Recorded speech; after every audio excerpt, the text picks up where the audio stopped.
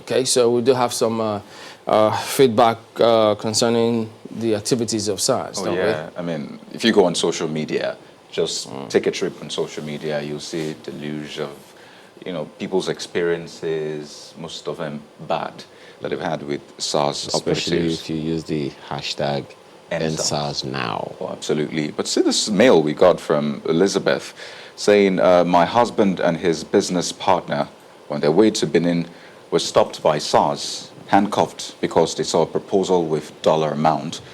She goes on to say they threatened that they will waste them. And her husband said he just kept praying under his breath and asked that they take them to their office. At least they will see other police officers than being in the middle of nowhere. They drove around and around, and they finally negotiated from 1 million naira to, she says, 7,000 naira, which was the only money in her husband's account. And they went to the POS agent at Ikedolo before Benin City to collect it. She ends by saying, for the record, her husband does not carry dreadlocks, nor his friend. Her husband is 50 years plus, and she wept when her husband recalled his ordeal to her. She says it was traumatic. Elizabeth sending that mail to us about her husband's experience. Well, similar experience is shared by Dari, who wrote, I would never believe that SARS would be banned. The IGP's statement they're just mere words, he says. I had an encounter with SARS at Abeokuta-Owode Expressway. I was asked to produce an identity card, and I gave them my company's ID card, my business card, and driver license. Then SARS asked to check my phone, which I declined.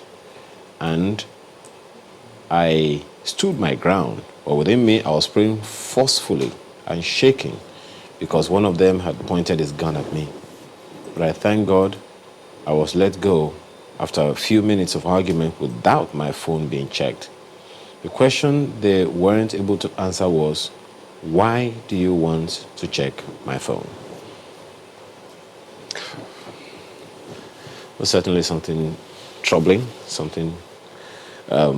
It's he who feels it, that knows it. And it's interesting that this kind of conversation you find replete in various parts of the country. People sharing their experiences of how their lives have been affected by this, and hoping that at least for once, the IGP statement, the president's position, and all the conversations we've been having about police reforms will have some significant meaning. And one thing a lot of people don't understand is, how does money come in? How do you negotiate? I mean, see Elizabeth's account. How do you begin to negotiate 1 million naira for what? I mean, is it ransom being paid? Is it money for protection? You keep there are a lot of questions how money comes in. I recall we had that conversation with the former CP yesterday, who said that extortion is a big deal, really, especially when you have roadblocks and what have you. So that's one of the main questions to ask. How does money come into play? The police is meant to protect, not extort. So those are some of the huge questions that we have about this whole EndSARS campaign, the reforms that are being planned by the government and others. Well, we'll be expecting the Commissioner of Police in Lagos to actually join us this morning and then respond to some of these concerns and experiences, as a matter of fact, that people have had, and hopefully they don't continue having them. But there's several people, everywhere is almost replete with an experience or the other about what might have happened previously on that particular hour. So, we do have a gentleman who, also has an experience to share about this particular matter. So he will just tell us about it before the Commissioner of Police does come in. Vignon Awasa is a community advocate. I believe that is the Agri community. Good morning and thank you for joining us. So could you go ahead and tell us, what is your own experience about this? Good morning, analysts. Good morning, Nigerians. First, let's thank God we are still alive. And when we look at how the police in our communities and everywhere around Nigeria, the way they treat young and upcoming and the future of Nigerians, if you permit me to use that word, it's very, very appalling. Before I go back to my community, I walk around in Keja years back, and they have been harassed several times, beaten, because I'm found with a laptop. And once they see you with a laptop, what they do, they check your laptop. And once they see something like maybe an email comes that says, oh, from AZ, because I'm a filmmaker also, they will ask you, how come this laptop? How come this person? Who is this person? And they will take you. So if you can't explain yourself, that's one big problem. They take you and delay you. Then before you know, they rope you with all things and put you in trouble. That's for that. Then back to where I come from. I'm from Badagry. And like you rightly say, my name is Vinyan Hwase.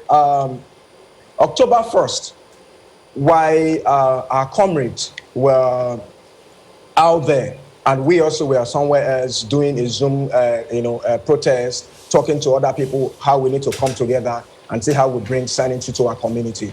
And while they were on the road, peacefully protesting, and this is not the first time that has been done, and while we are asking what is right, and they claimed them, they were claimed by the police, and they were held and they were taken out from Badagry. So the question is this: what are we asking them to do? And why did the police come in? We're asking them to help us repair the Lagos-Badagry Expressway. So, and if you check, before now, this road they did this road in 1975, thereabout. Up till now, nothing tangible has been done on that road. And you are now saying, why are people coming out to ask for them to repair the road? We just need them to make some palliative so that our people can move, goods and services can move. If you don't do this, how do we go about this? And you say, okay, young guys, once you come out, the police will come at us. So it's not a new thing, and we are used to it already. But what the police and the authority need to understand is, once anybody comes out, once you pick anyone, you need to understand the reason why this person is there. You need to dialogue. You need to listen to them. We are just can't come out and start speaking and start doing things as if we don't come from somewhere. And if you know, because we all belong to one clan, people will definitely call you. Come, Fite Ajay, it means in my language, where are you going? Not a. Many Odona, who have you spoken to? And our elders are always there to guide us. So the work of the police, they really need to understand what it is in the society. Because but Mr. Hwase, just one moment. You would agree that sometimes the activities of the police, they get information. And with some of this information, they would say, you know what, maybe we should really go to town. We have also heard from some police authorities, from police officers who have said that it's through such activities as what they call patrol that they have been able to pick some hoodlums in the society, some criminal elements. You know, maybe that is why they were there in the first place before all of this began to happen. What's your take on that? Well, you're right. We can't dispute that. We can't take that out. Our police officers are also smart people. Let's not take that out. But their excesses is what we are talking about. Sometimes they go into communities and clamp on hoodlums. Perfect. But in the reason why I'm speaking this morning is just for one just simple thing. Why am I speaking this morning? The protest that happened on the October 1st, why were our guys arrested? Now, are they hoodlums? Are they criminals? Did they suspect anything? Were they carrying weapons? No. They carried placards, and inscriptions were on the placards. And this is not the first time. The police that arrested them, the question I would throw back to them is this: how do they go to their homes? Or whenever they have a briefing in Ikeja or whatever, how do they go? They ride on Okada. Hasn't Okada been banned? Why did they ride on Okada? Simply because the road is not good. So, and when you now see that these guys are asking for, how would they get it? You protect them, and because you protect them and make sure that, okay, that's why there's one police officer that I've served in Badagry that we'll keep talking about, Mr. Smith. Mr. Smith, we always call and say, guys, what do you want to do? How do you want to go about it? This is what the Lord says about it. Right, now, Mr. Hwase, just one moment. So now, as at this moment, FSARS has been banned. Certain activities that they perform on the roads, they are not supposed to perform any longer, and they are just supposed to respond to some criminal activities in the environment. Does that make you safe? first, thank you. We need to go back to, we are safe. First, we are safe. Now, how do we mean we are safe? Firstly, we need to go back to community policing, which has been in existence before anything we know. So our people, we know people who comes into our communities with the help of our leaders, those that have been are governing us in terms of maybe BALES, the LCDAs. We know people who come in, so we know people who we can go to, because the atrocity of the inside. Let me give you another insight. If not for God, I would have been killed. I'll take it. In 2007, as a filmmaker, also we went to Badagry. And we are told to also look for another location because there's a project we wanted to do for one of the big television stations in Nigeria. And we went to Ikorodu. We were apprehended in Ikorodu, and they cocked the gun at us. Now, fortunately for me, what happened, I had my laptop and I had a letter already signed to Honorable Basa of the Lagos State House of Assembly, because we were asking him that we wanted to do an event in Badagry, and we sent a letter to him. They saw the letter and they looked at me. Okay, you know, Basa, where is the letter comes? Good enough. The letter has been acknowledged that it was gotten from his office, his assistant's office. And they looked at the letter and said, okay, you know what, you guys say. And they took the art director, he was wearing an African craft, and they took him to a corner and they held the craft. I said, this one I do you, also, this one I do, this one I Yahoo boy, And they all right, Mr. Wase. Well, okay, we'll go to break, but we'll be back and see if we can get the Commissioner of Police to actually also weigh in on this matter. So we'll be back in a moment. Please join us again. Mr. Hakeem Odumosu joins us this morning. He's Commissioner of Police in Lagos State. Thank you so much for joining us this morning. Well, we are aware that you had that meeting yesterday with your men just to ensure that the orders of the IGP are carried out to the letter. But then there are concerns. Going forward, what are we to expect?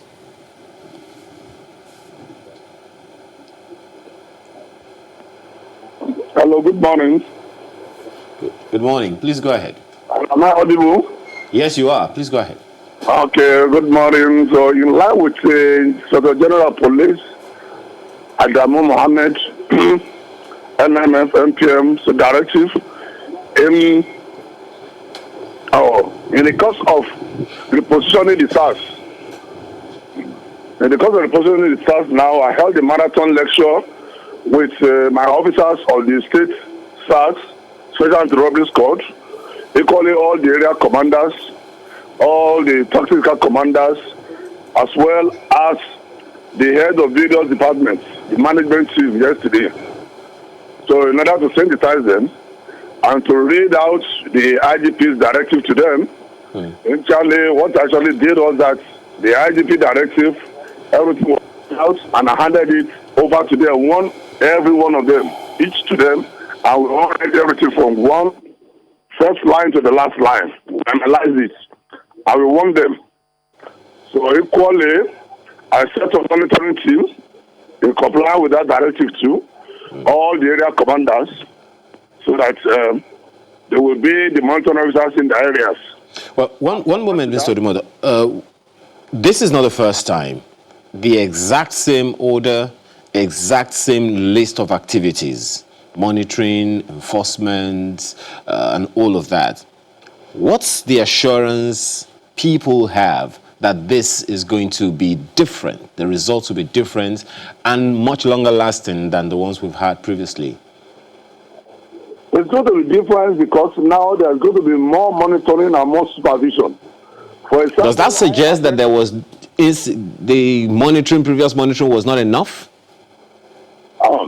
Now, when there are circumstances, changes, issues in life, like yesterday now, additional directive I gave is that they must not go even to investigate without booking their arrival at the area commander's office. So the area commander will know that they are in that area doing what they ought to want to do, and once they finish out, they must go back and go and fight the entry. Secondly, I gave a directive that they must not detain anybody in their cell any longer. So they can only detain at my office, or at the area commander's office. Because either to this one now, they have their various offices attached to their segment. And I gave directive that they must not detain any longer. The area commander must interview any suspect they want to detain and ascertain that that person actually committed offense that warranted being detained. All these are additional measures that were put in, so to make sure that the supervision is effective. And I've called it written to all the area commanders now for that. So there's more supervision now than what it used to be before. So that's why it's going to be better than what has been on in the time of SARS. We're going to ask you, did your men give their words that they would obey the new directive? Did they give you something affirmative saying, yes, we're going to abide by this? They gave, but I'm even going a step further because they are all signing undertaking, so in writing, so that wherever they go contrary to the directive of IGP, they have that evidence now for us now to treat and deal with them according to the extant law of discipline. Right, because right after the IGP gave the order, I believe it was on Sunday, on Monday, a lot of Nigerians put up videos saying, I thought the activities of SARS was banned, especially roadblocks and what have you. And they put up videos saying, these men are still on the roads, these men are still stopping us. In fact, some of them still wearing mufti, regardless of that order from the IGP. So that's the question. Did they all get the memo? They all got the memo. But in Lagos, let's not understand something in Lagos, a peculiar state. We have the 4 CID members in Lagos who traditionally they don't put on uniform. They are the 4 CID investigating team. We have the SFU, Special Force Unit, in Milverton, still in Lagos, Ikoyi. So normally they don't put, operationally they don't put on uniform. So we have some segments of police like that don't put on uniform because they are an investigative team. But all the SARS members now, they have their own tactical gear, uniform that they put on. And with the cap, with the federal SARS, the state SARS, mostly embodied on them. So all those ones now, so if you see any of them further on the road, is that they belong to that investigative team, but SARS members, anti-kidnapping, and anti-cultism, all other tactical members now, they must put on their uniform in compliance with IG's directive. And as I mentioned earlier, they are not just affirmed that they are going to comply, they are signing undertaking in writing, so that they will not say they are not aware. They will not say they are not, so they are committing themselves into writing, which could be used as evidence to deal with them administratively when they go contrary to the professional ethics of the force. Well, these are not FSARS now, but SARS. SARS in the command, they report to you, don't they? The SARS in the command reports to me. Well, we have federal SARS. Federal SARS don't report to me. Yes, we're talking about SARS. State SARS. Yes, state SARS, when they're part of the directive by the IGP. They equally have the commissioner. There's commissioner in charge of federal SARS. They have the office in Lagos at Adeniji Adele. Those set of people don't report to me, but they are still the same police. For example, now the 2 people that we accosted that are in our custody now being tried, they are members of federal SARS. And as commissioner of police everywhere, any superior officer in any part of the country has the power to deal with any subordinate officer who goes contrary to the ethics of the profession. So the fact that they are federal SARS, so it does not mean that they are not under my disciplinary control. They are still. Just like my own state SARS are calling under disciplinary control of the Commissioner of Police in charge of federal SARS. That is the setup of Nigerian Police Force. Okay, because there are many who are concerned, since SARS and the command report to the Commissioner of Police in the state, why is it that the CPs have not been able to rein them in? Why do they appear as though they are above the law and the CPs cannot give them directive for them to obey? No, we always give them directive. The one thing I always implore members of the public is that once there's any infraction, so in their professional misconduct, they should let the police authorities know at all the levels, either at the area commander's level, either at the divisional police level, officers level, either at the level of myself, the commissioner of police, or the assistant of the general police in zone 2. So they showed, and once this one knowledge, I assure you, I've been doing it. We are not going to, and we shall never condone any form of indiscipline or brutality to members of the public, because it's violating their fundamental human rights. So as it stands now, now that that directive has come through, do we still have the anti-cultism and all of those units still operational in Lagos? They are still operational, but the operations are modified. Number one, they must be in their operational uniform, not just wearing anything they like. Number two, they must only go out in pursuit of criminals in that aspect. That is, when they are investigating, they no longer have the authority to stop any vehicle on the road and search. They no longer have the authority now to go on patrol. So they only move out now on information. Whether as a kidnapper, when there's a complaint, or information that kidnappers are operating somewhere, or cultists are operating somewhere, they move straight to that venue of that act, and they take action immediately. Even going to that area, they must notify the area commander in charge of that area to know that they are there. So that if there's any infraction, there's any misbehavior, so they can really contact the area commander now and action taken against them. All right. Now, are you aware of arrests that were made during Fix Lagos Badagry Expressway protest on October the 1st? Are you aware of any arrests that were made then? I'm aware.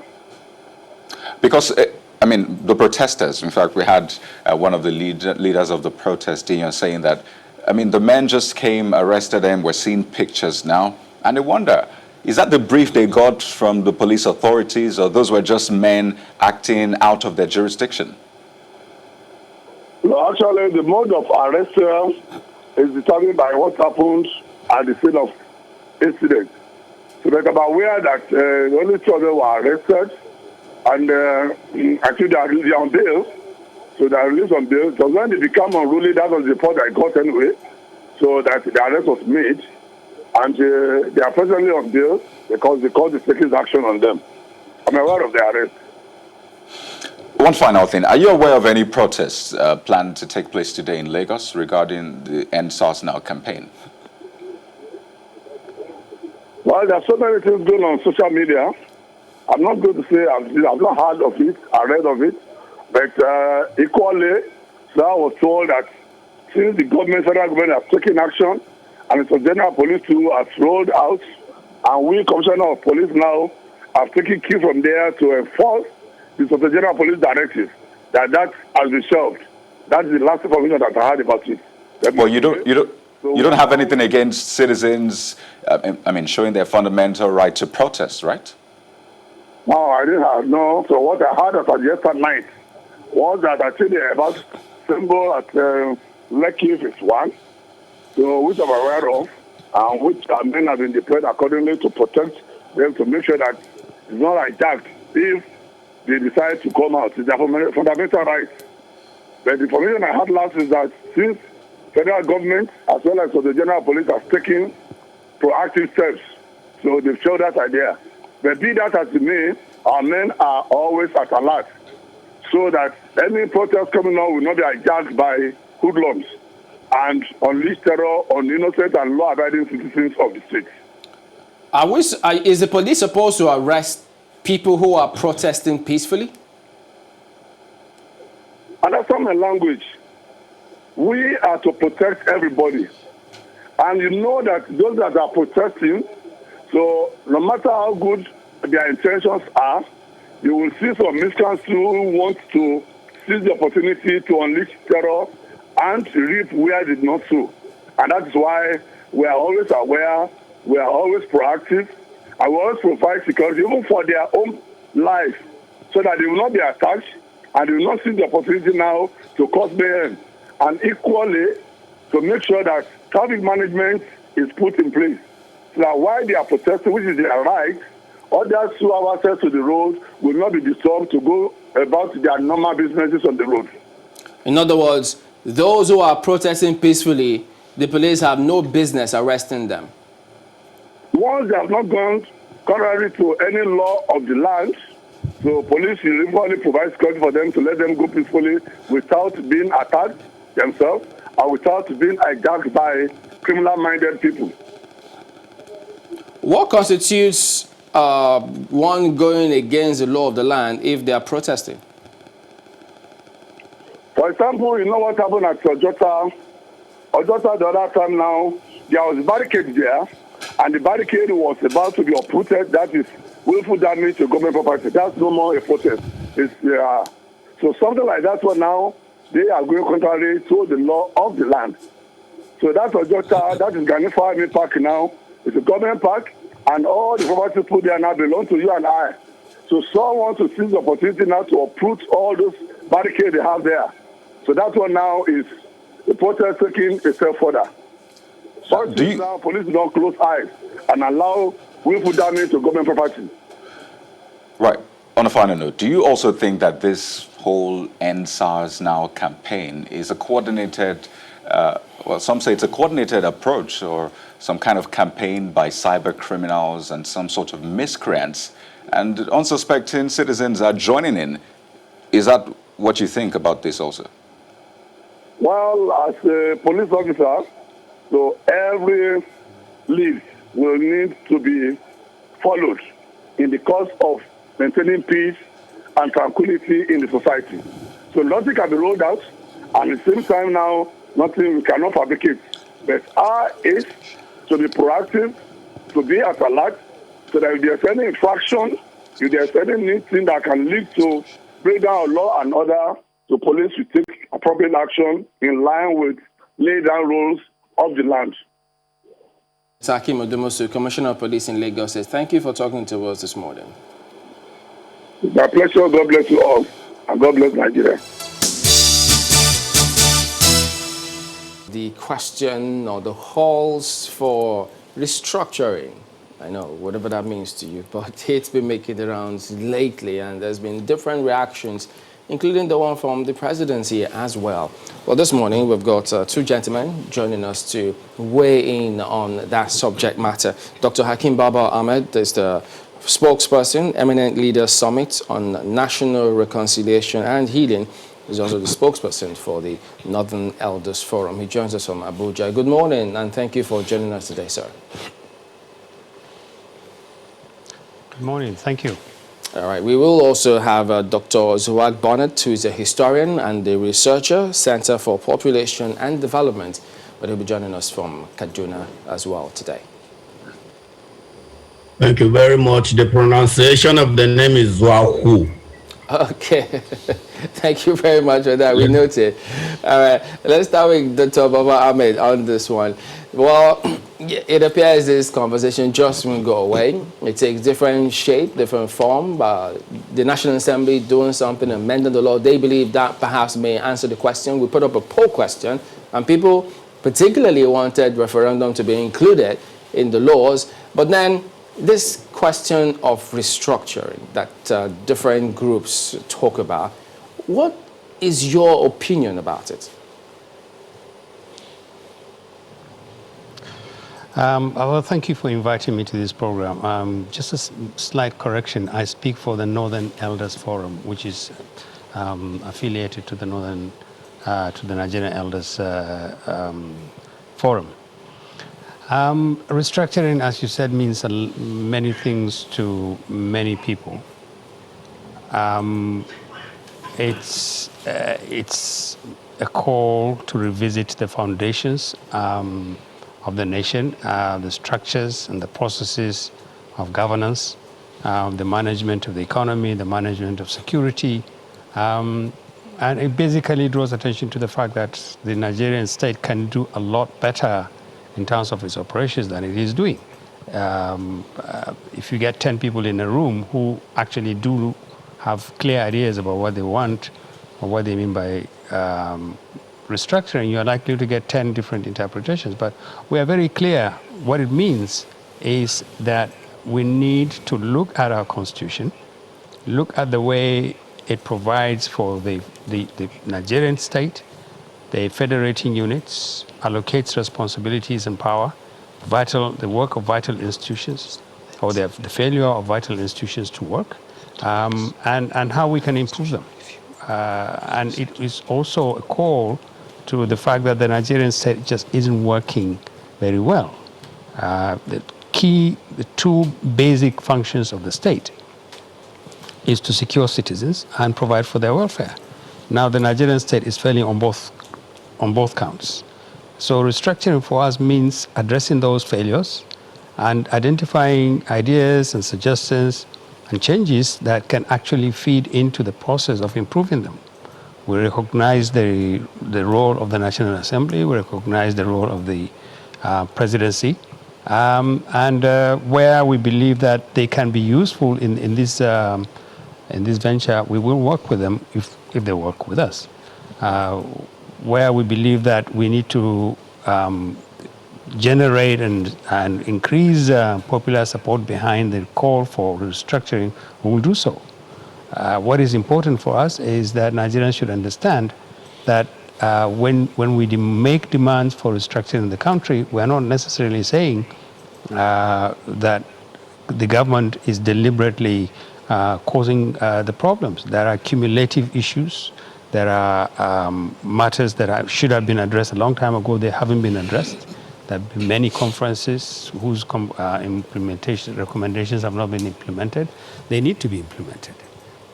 We believe Nigerians should never tire about demanding that their country must be made to work. If the government is not going to do it on its own, if it needs assistance, if it needs some pressure from us, we believe we can provide that pressure. Well, Dr. Bonnet, I mean, is that your own understanding as well of what restructuring mean or should be? Well, thank you very much. I wanted to add something that I'm the national coordinator of the autochthonous ethnic nationalities, especially of the northern states, covering most of the Middle Belt, all of the Middle Belt, in fact. Our understanding of restructuring is that Nigeria has carried so many structures from the colonial period, in fact, some of them predating the colonial period into the present, and that there are various structures, not just the Nigerian state, but there are structures of subordination and superordination over people, over peoples, over communities, and so on. The failure of the Nigerian state, as far as we are concerned, is the failure of the Nigerian ruling class. But in terms of the restructuring, we want to see a situation, yes, where the federating units are revisited. For instance, we believe that we need to create more states. In states where the local government areas don't reflect the population and the land size vis-a-vis other states. We want to see those local governments revisited. We want to see constitutional changes that enable us to increase or reduce states. We also want to revisit the issue of constituency delineation. We want to see the issues of the economy in terms of fiscal federalism revisited. We have an overloaded federal government that does not even perform half the functions or even a quarter of the functions it has aggrandized to itself. We want to see some restructuring down the line. We want to see improved security because the federal government has accumulated every single security onto itself. Unlike in the First Republic, where we had Nigerian police, we had Northern police, we had provincial police, we had NA police. Apart from a few complaints that they were overdoing their thing, we cannot no longer, even the controversy over SARS shows, in fact, that the police, if left without proper checks, will always overdo their thing. So it isn't. We want to see an economy where the Land Use Act is removed from the Constitution and the control of land resources returned to the communities. We want to see true fiscal federalism, where resource control is re-examined and so on. And then the various responsibilities of the various tiers of government revisited. We want to see truly autonomous, functional local governments, because Nigeria is too big for you to say you want to run it from one center.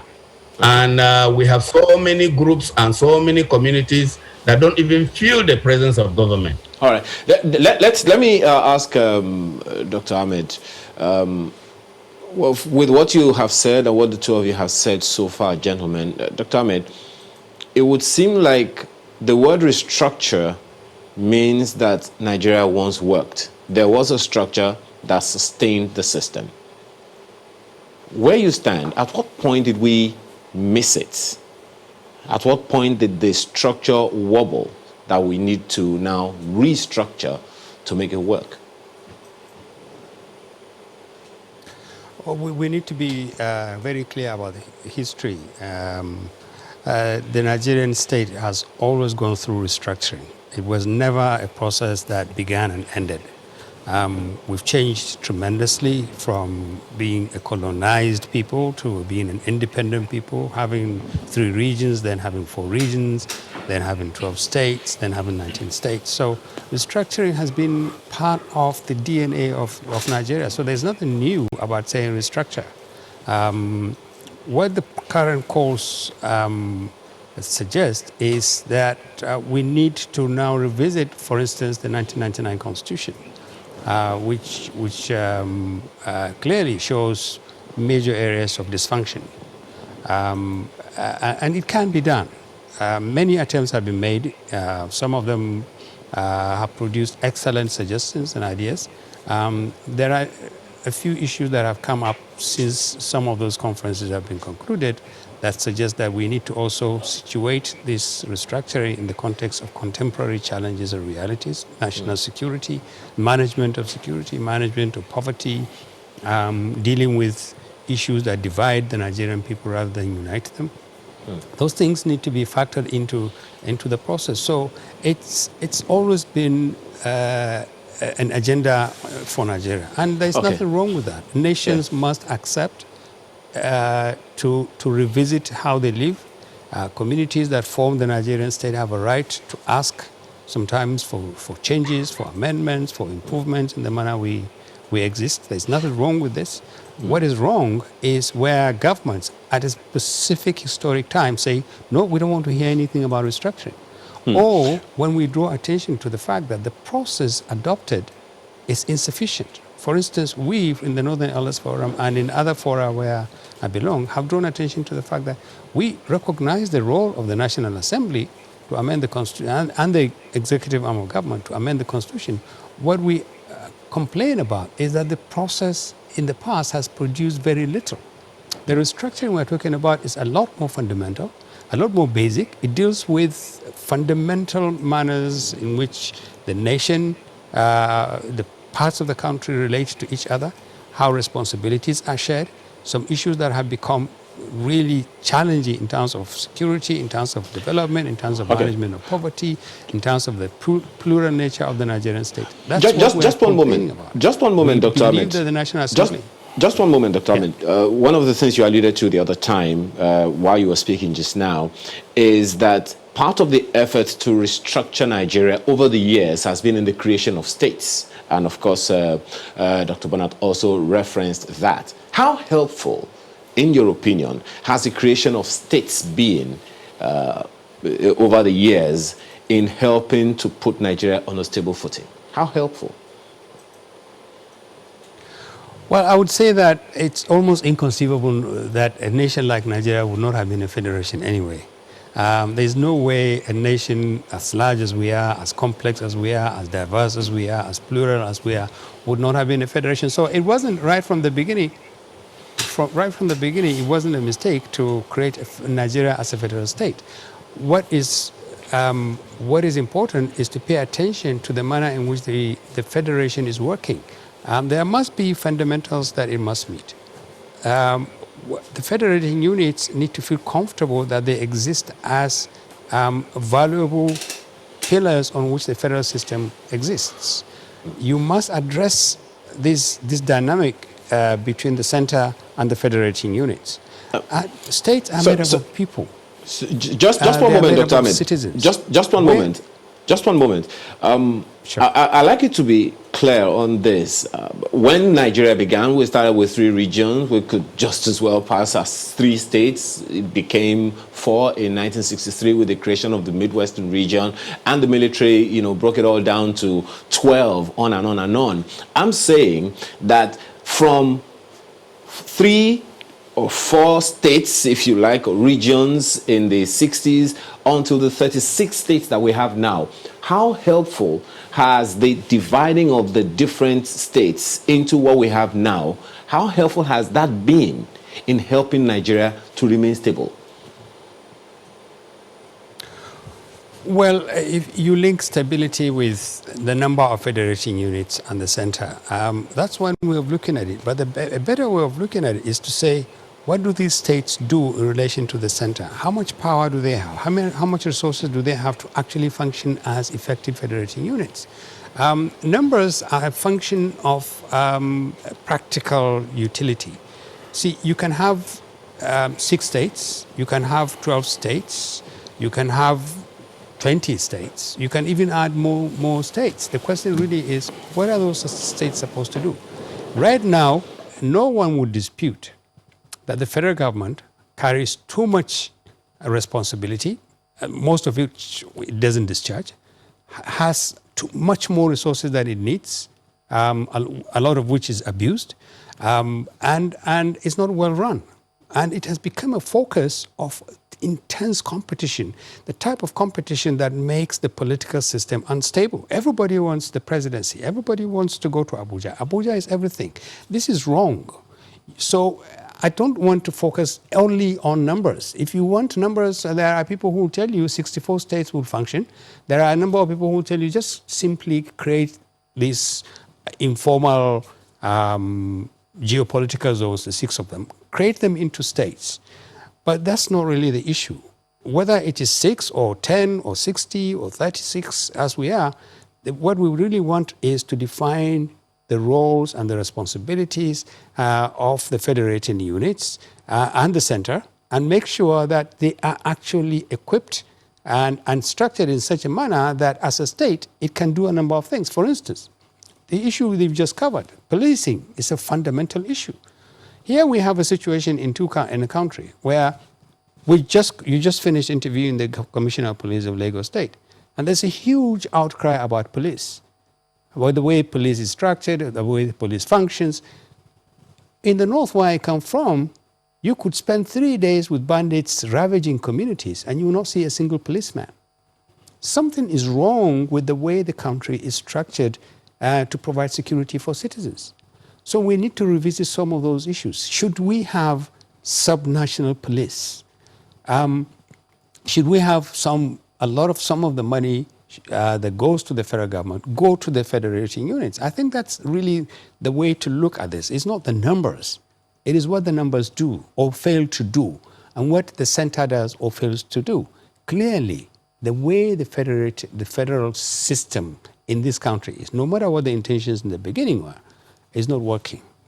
It's not working, not just because we have leaders who do not believe that they live in a federal system and therefore they should operate as if they are federating units, and there's a center that is accountable to the units as well as to the Nigerian people, and also because we have federating units that are very content to say, look, what do you want us to do? We don't have money, we don't have police, we don't have the military, it's all Abuja, it's all Abuja, it's all Abuja. And then Abuja just simply says, no, you have your responsibilities. And Nigerian citizens are left in the lurch. you don't know whether the problem should be solved from Abuja. Your governors keep telling you there's little money coming from Abuja. No police commissioner will take instructions from me. The military will not do anything unless the commander-in-chief of the armed forces instructs them. The commander-in-chief of the armed forces sits in Abuja, doesn't instruct them to do anything. And so citizens are left. So there must be things that we can do. And that's why I don't want to get bogged down in this argument about whether 36 states are adequate or whatever. Political engineering must be informed by realities on the ground. Speaking of things we can do, let's take it to Doctor in Kaduna and explore this further. Now, from the government's perspective, really, a lot of people believe that this government is not really doing much about restructuring in court. But some would also point to the statement the president made last year, saying that, at this point we must go the way of true federalism. So there's that statement, and there's a recent one that people are referring to, and the big question is, seeing the government's disposition, the government's body language, which a lot of people talk about, would you say that the government is indeed ready for this conversation? That's Dr. Bonnet. Yeah, that's Dr. Bonnet, by the way. Please.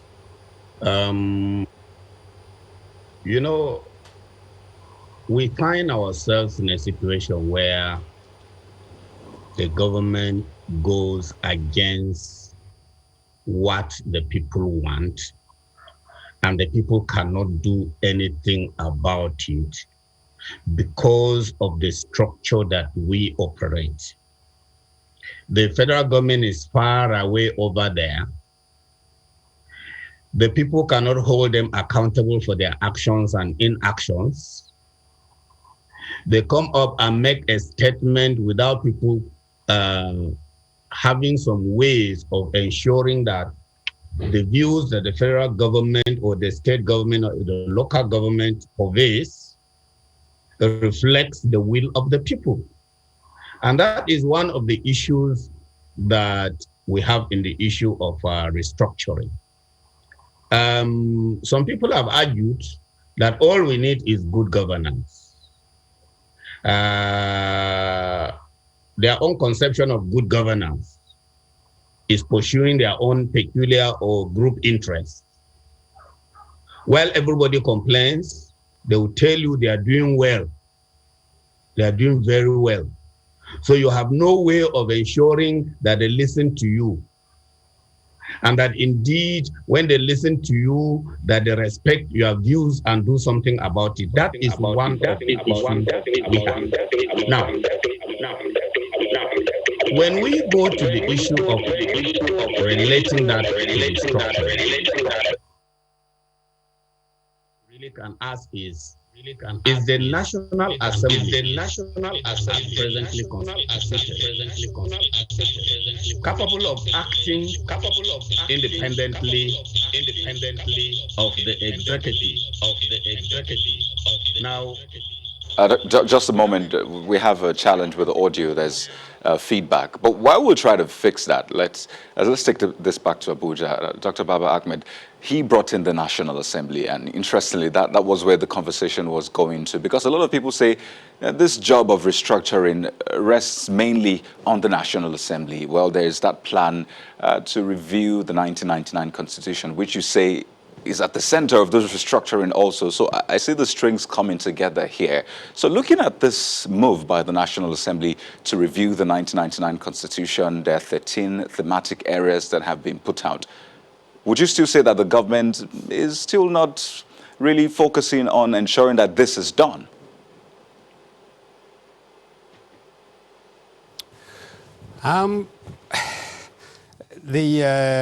If we were content with the history of Constitution amendment in the National Assembly, and we have confidence that the National Assembly will produce something substantive and genuine, and will actually address the problems on the ground rather than dish out palliatives that would be entirely at the discretion of the presidency and state assemblies.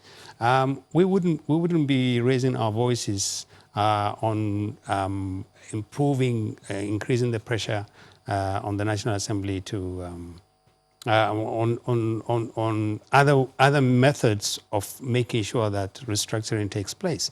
Look, the current constitution has been in place since 1999. How much of it do you think has been amended substantially, or even to a point that shows you that it is capable of being amended? I can tell you this: less than 5%. I served for 2 years in the in the 8th Senate. I know how much work they put into amending key parts of the Constitution. Close to 40 amendments were proposed, a lot of them very good. They go to the heart of a lot of the problems that we're dealing with. And I know what came out of that, very little. So much is entirely dependent on the discretion of those in power today. And the problem is people in power today tend to equate the call for restructuring as evidence of their failure. It is not. You have to distinguish between governments and the nation. The nation needs to be restructured. The fact that you are the president or governors or your National Assembly people doesn't necessarily mean that you own the nation, and therefore no one has a right to come in and say, listen guys, something is wrong and is a lot worse than you think.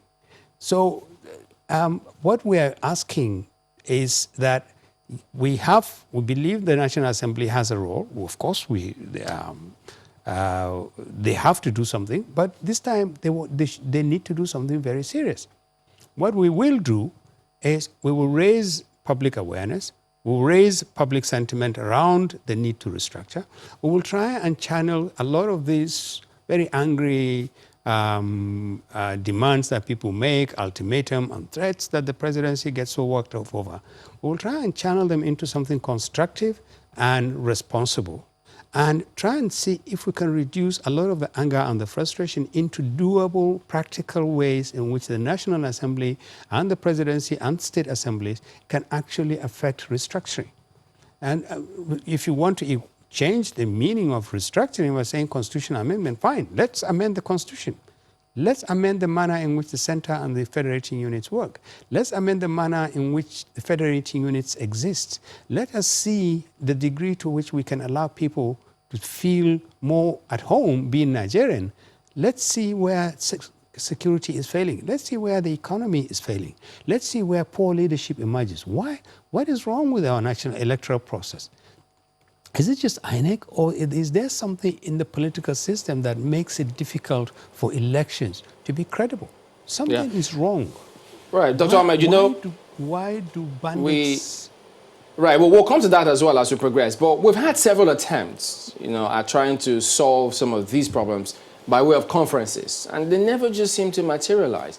What do you think is the fundamental problem? Why are we not able to address that? I think basically because the people who convene these conferences do so largely for reasons other than the genuine need to address the fundamentals of the Nigerian federal system. There have been conferences in the past, and you get a lot of excellent ideas from very well-meaning Nigerians, and they come here and they spend a huge amount of time, and we spend a huge amount of money in support of this. At the end, you find one or two things that have been built in there that suggest that this is all about personal ambitions of those people in power. Or there are issues that are no-go areas. They don't want this discussed. We don't want this to happen. You cannot stop Nigerians from demanding that something must be done. It needs to be done, if indeed it needs to be done. The caveat is that whatever we do, restructuring must satisfy the minimum requirement of making sure that every Nigerian feels comfortable with it.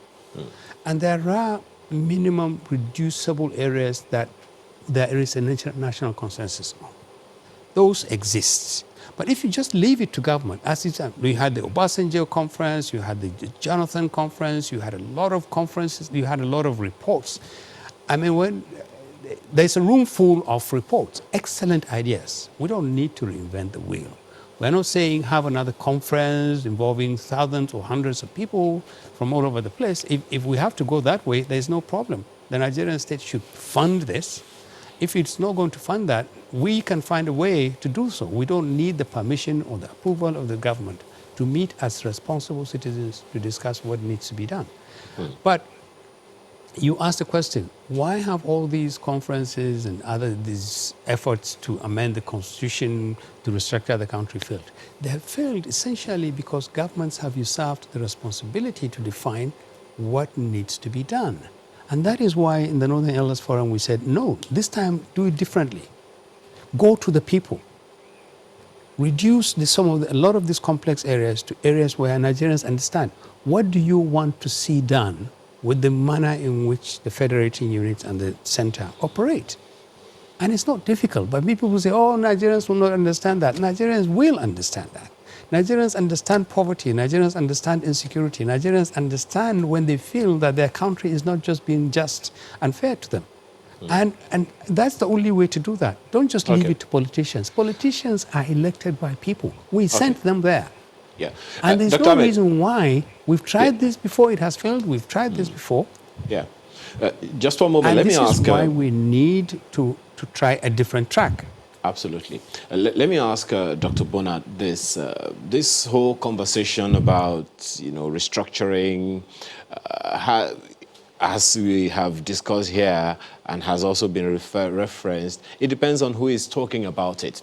For some, it's a change of a review of the system of government that we have. Some have even alluded to the fact that in the First Republic, all the regions had their own constitutions. Even the Midwestern region, when it was created in '63, it also had its own constitution. And of course, the federal government had its own constitution, all of them working, hand in gloves. And then some others have said, look, why not have a review of the entire system, the presidential system that we have now? Then we had a parliamentary, now we have a presidential. What do we have a hybrid of the two, something that is peculiar to Nigeria, not just a wholesale democracy that we have? What would you say to them? Well, I'm glad I'm back into the conversation. I was beginning to feel like I was just accompanying you people.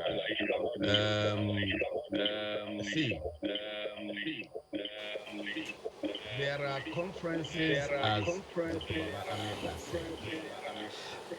resolutions.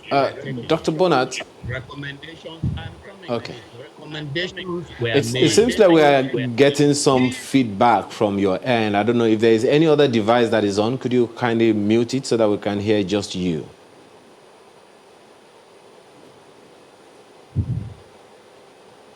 Okay.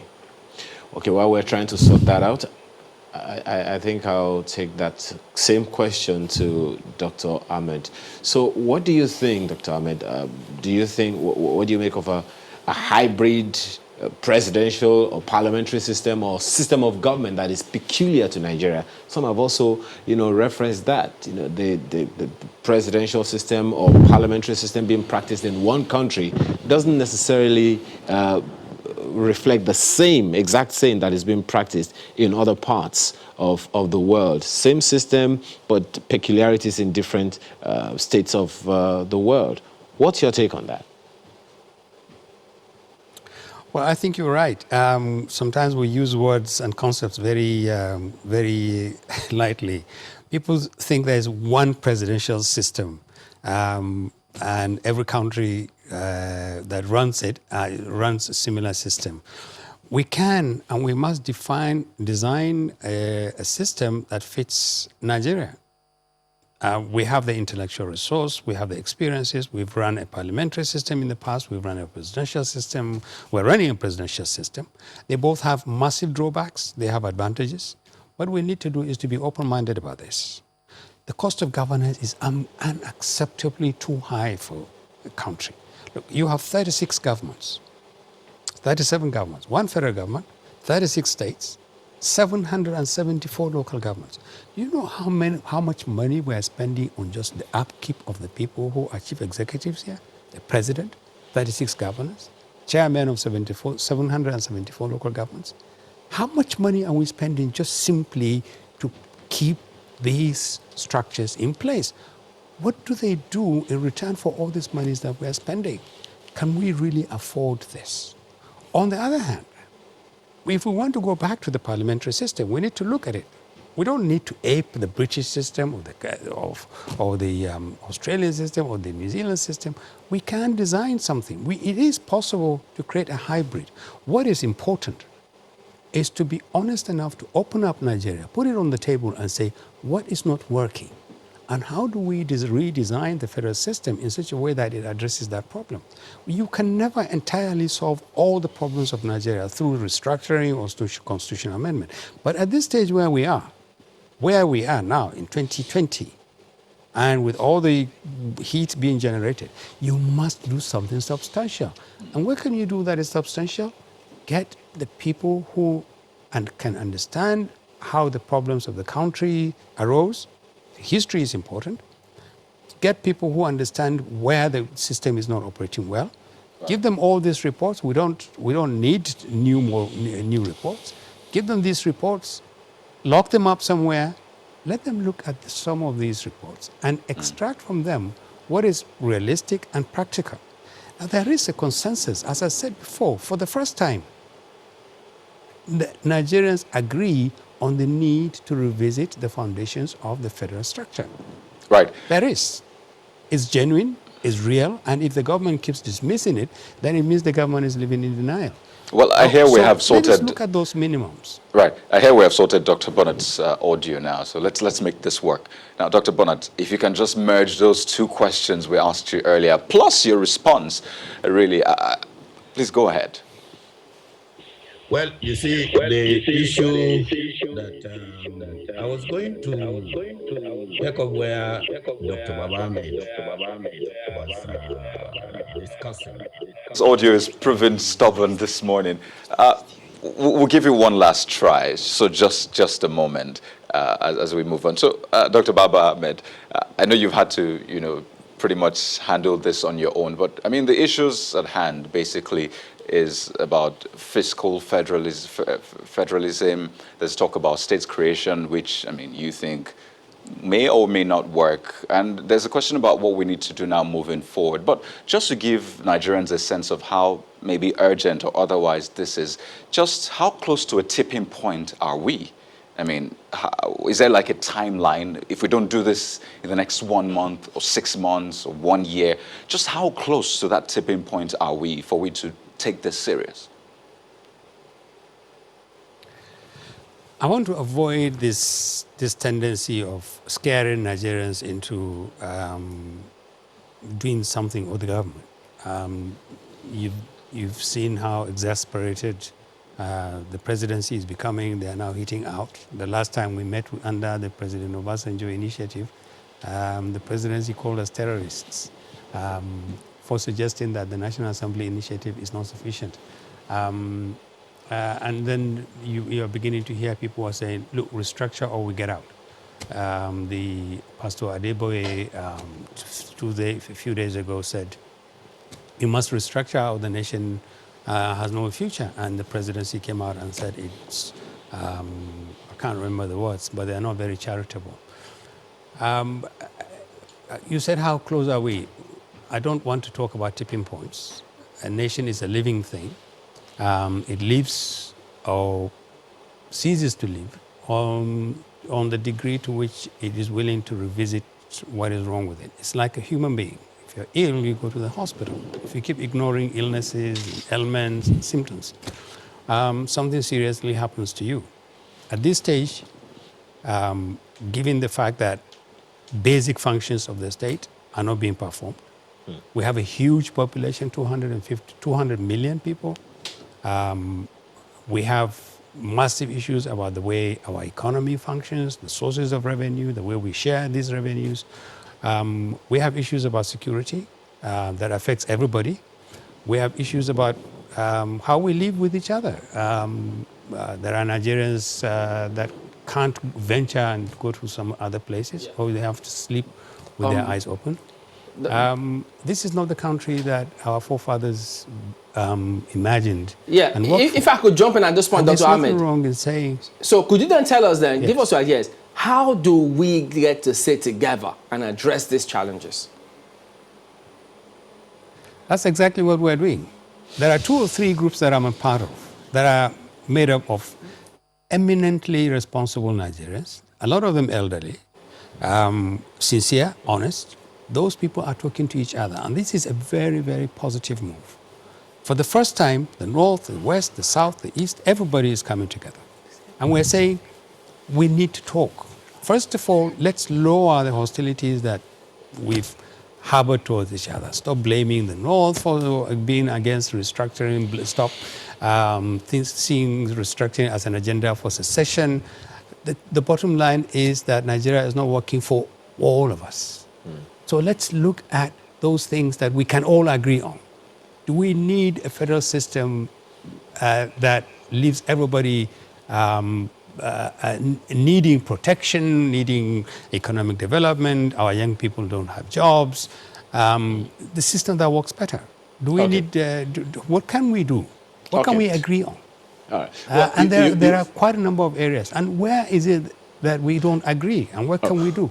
You need to rediscover the art, the value of negotiation, dialogue. And you can't do this with a government that keeps saying, no. It's only our system or nothing else.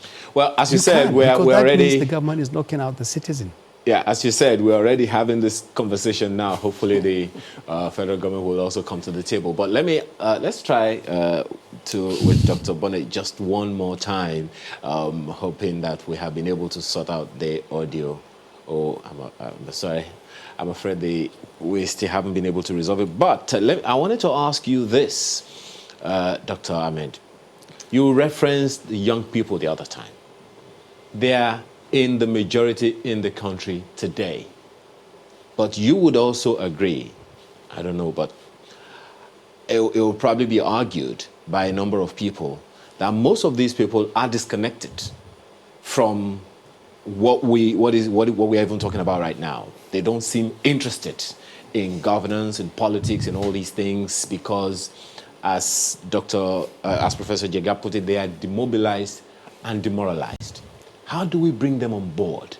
Because without the population of these young people, how successful can we be in this venture? Well, this is all about them. Whether they recognize it or not, whether they are less angry enough to pay attention is a different issue. And let's be honest. If I'm a young Nigerian now in my 20s, in my early 30s, I've just graduated, I haven't had a job for 3 or 4 years, and I will be among the lucky group. There are millions and millions of young Nigerians who have not been to school or have gone to school and they have been poorly prepared for anything else. If I'm a young Nigerian, I'll be angry. I'll be very angry that I expected my nation to help me to grow up as a productive, responsible, law-abiding citizen. But everything we're doing is about them. Our generation inherited a great nation. We grew up in a country that worked and that gave us pride as Nigerians.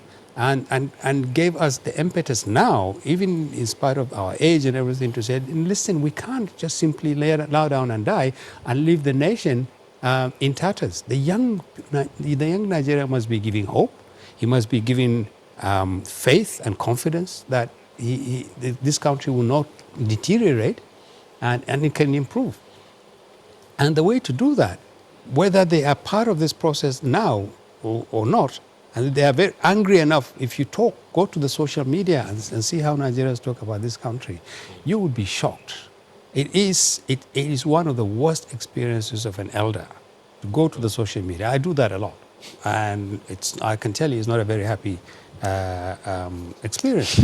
But you need if the young are not part of this process and they're not willing to come in now because they don't think it's going to yield any dividend or interest, let's do it ourselves. We have a fairly good idea about where we went wrong. We have a fairly good idea of what we need to do to fix where we're going.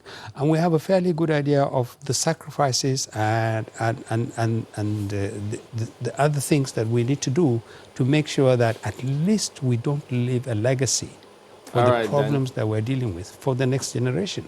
So the young should come on board. They must be aware of what we're doing. They need to support it. It's always a conversation that we'll keep having as long as it's necessary. But we do thank you very much indeed for your perspective this morning, Dr. Hakeem Baba Ahmed. And then Dr. Zuwaku Bonnet, we unfortunately were not able to at least sort some of those out, but we also do thank you for your perspectives as well this morning. Well, let's go ahead and take a look at some feedback coming through from you, from the social media. Yes, indeed. I know, you remember Dr. Albert said, not exactly a happy experience. Interestingly, I just saw a comment he made, responded to someone saying, you know what, let's stop this conversation so you can keep your energy. Goodness. Oh, boy. Well, we have Victor Owo's message says, names have a way of influence. When you're a hammer, everything appears as a nail. Force should have no place in the name of the Nigerian police. Well, it's in the Constitution, right? So What's in the name? Yeah. Okay. So we have to amend the Constitution to amend that name. that name. Oh, yeah. Really. And Royalty says the commissioners have nothing to offer on this issue on ground. That's talking about the police, of course. They activate their actions based on IG's directive. So I think the IG is the one you can put a call through and address the issue or invite him down. So I guess that's an invitation to the IGP. Okay, Mr. IGP, you heard the people now. So it's up to you. That sounds like the people call the IGP. Oh, yeah. There you go. Henry says the call for restructuring should dispassionately examine the homelessness of health in the Constitution. It's said to be on the residual list, neither exclusive nor concurrent. Without the federal government, Nigerians outside Lagos could die in one day from infectious epidemics. I don't understand what you mean by that, but then it's your opinion, because at least I think we have some Well, institutions. yeah, Professor Nahena also says, in as much as we have skewed political appointments towards our ethnic groups, bloated recurrent expenditure, insurgencies, kidnappings, ardent corruption, electoral fraud, and absolute presidency, Nigerians will persistently clamor for proper restructuring of the state. Well, Oshinowo Kingsley quickly says, let's simply go back to regional government and allow each region to control its resources. The power in the central is too enormous and the cost of governance is alarming, he says. And from Ajaja David, I was humiliated by SARS. Of course, you know what he's talking about. I was driving a car already duly cleared from Cotonou with the company's number plate affixed on it. I was stopped, and all they kept shouting was, flying number. Haven't heard that before either, so. It says that was after the presentation of relevant documents. They pointed their guns at me, collected the car key and my phone immediately, and handcuffed me instantly. I was explaining to one of them, he shot me up, and about to throw heavy punches at me. They put me in the car and... Guys, where's the other part of it? The conversation continues on Twitter. Okay. Okay. Seems like a thread of sorts. Oh. Is that what you guys are doing? Scrolling? Oh, I see. Oh, yeah. So, well, that's the rest of the story there. You know what? You have to go to our Twitter handle at Sunrise Okay, Daily now. maybe as Ayo said to a politician, you need to carry people along. Yeah. One day, and I thought, what is he thinking? Okay, well, there you go. That is the show goodness. today. We thank you all for watching. We'll see you again tomorrow. I'm Chamberlain Uso. I'm Kayode Okikiodo. And I'm Ayo Makinde. Please do stay. Wonderful day.